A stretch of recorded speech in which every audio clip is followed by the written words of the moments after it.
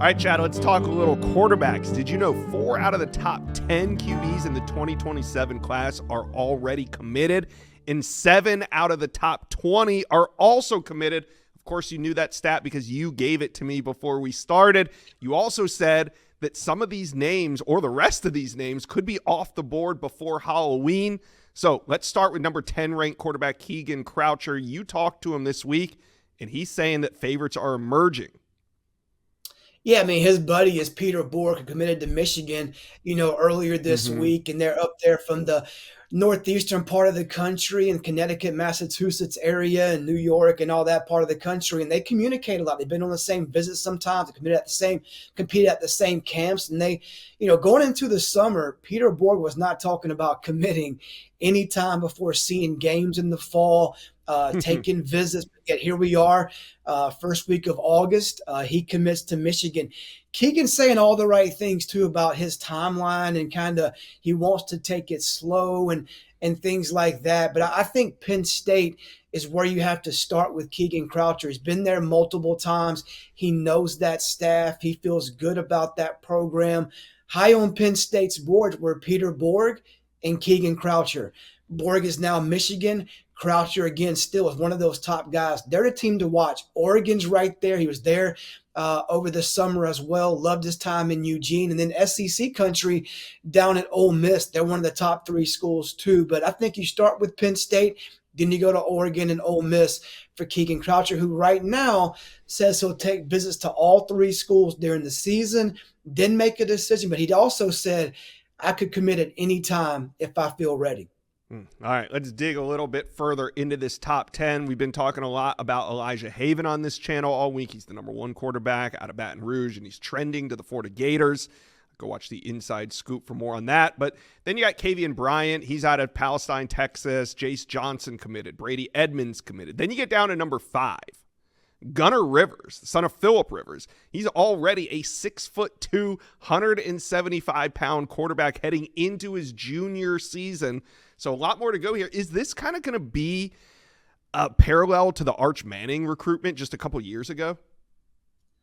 Yeah, I mean, you really took the words out of my mouth. I mean, that's kind of how we see it shaping up right now with not only the talent, maybe he's not the number 1 player in the country like Arch was or competed with Nico for that spot for us at On 3, but the way his recruitment is shaping up as far as being really the unknown, trying to put pieces together behind the scene. He's not posting offers. He's not posting visits. He's not talking about where he goes in the summer, in the spring. He's not doing interviews.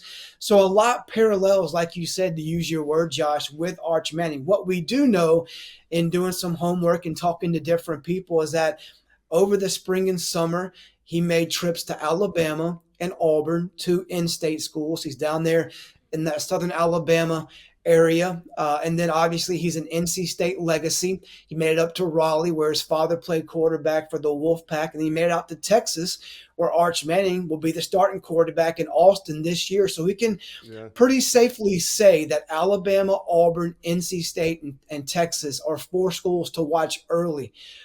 We don't have a lot more than that. And I'm not sure when we will or if we will, but we're trying to plug in there with different sources down that way that have some connection to Gunnar Rivers and that family to piece together information. But we know those 4 schools like him a lot, and he seems to like those 4 schools as well. All right, we'll have to keep an eye on where he shows up this season, see if he takes any visits and kind of tips his hand on who he likes. All right. Whenever we talk quarterbacks, I always want to know, who is Lincoln Riley zeroing in on? Because he doesn't tend to throw a wide net, right? He usually focuses on 1, maybe 2 names. So what is Lincoln Riley thinking when it comes to 2027 quarterbacks? Yeah, well, obviously the hot name right now coming out of the summer and going into the season is Peyton Houston, another guy like Elijah Avon from that boot state of Louisiana, extremely strong state for quarterbacks this cycle here in 2027. And as they call him, Pop, P-O-P, nickname for Peyton Houston. He's been around since middle school, has all the offers. We think Oklahoma is a competitor. We think LSU can be if they want to be a competitor for the in-state quarterback. But USC definitely has has turned focus towards Peyton Houston, and we think the feelings are reciprocated from the Houston circle about USC as well. Okay, one more name and then we'll get out of here. Top 20 quarterback Trent Seaborn in there at number 17. I saw you talk to him this week. Is he starting to name some favorites, see some teams emerge at the top of his list?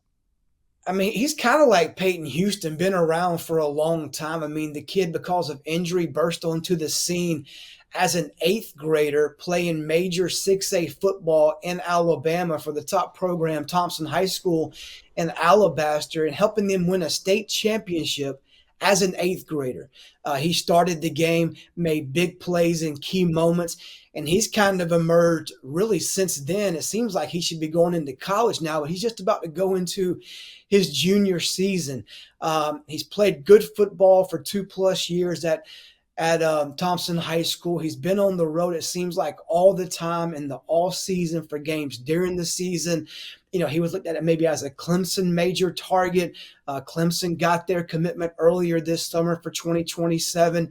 He's been to Oregon. He's been to Alabama. He's been all over the place. But a school I'm starting to look at pretty strong here is South Carolina. We know he's extremely high on their board for 2027 quarterbacks. We know they love to recruit that state of Alabama. That's where Dabo Swinney is from. They got Landon Duckworth, the quarterback there this cycle down in Jackson, Alabama. They love to kind of piggyback and follow that up with another Alabama quarterback in Trent Seaborn. We'll think he'll be in Columbia early in the season, maybe to see them play in Atlanta on August 31st, a neutral site. But we know the Gamecocks love Seaborn, and Seaborn's high on the Gamecocks as well here early on. All right, we're going to continue to talk more about these 2027 quarterbacks as they fall off the board. Chat, it seems, and I'm sure people that watch this channel have felt this as well, it seems like we're talking way more 2027 this summer than we have in past years, meaning we're talking about this junior class more than we have in past years. And I kind of feel like it's because some of these quarterbacks are starting to commit early. Are they the catalyst to why these 2027s are committing so early?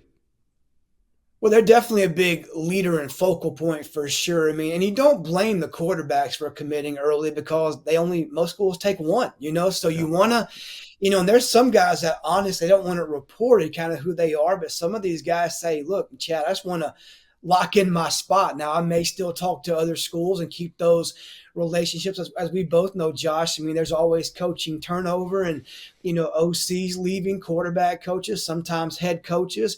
Transfer portal can impact quarterback commitments in high school as well. So, guys committing this early doesn't mean we're not going to be talking about them this time next year either, because they could be on that quote unquote flip watch. They could have already been flipped to another school by now next year. But yes, the way it's going, quarterbacks do lead the way. When they commit early, other guys want to join in, specifically wide receivers, offensive linemen, guys that'll be in that offensive room with these elite quarterbacks.